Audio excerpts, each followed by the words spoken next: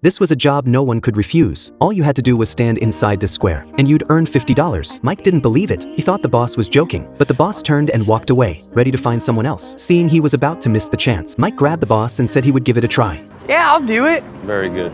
I'll see you at 5:30 today. Mike stepped into the square, and the boss walked away. Mike just stood there. When he got bored, he watched the birds, or played with his own shadow. He stood there all the way until 5:30. Just when he thought he had been tricked, the boss showed up right on time, and gave him the promised $50. Mike was thrilled. He said he'd be willing to stand there for the rest of his life. And the boss agreed, because that was exactly what he wanted. He even raised the pay to $200.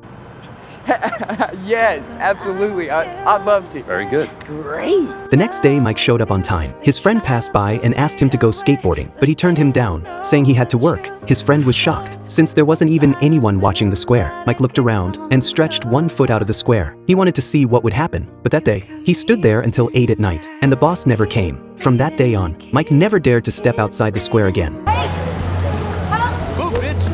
Please help me. I can't. Even when a woman asked him for help, he pretended not to hear her. At 5:30, the boss showed up like always and paid him. Watching the boss walk away, Mike became curious, so he decided to follow him.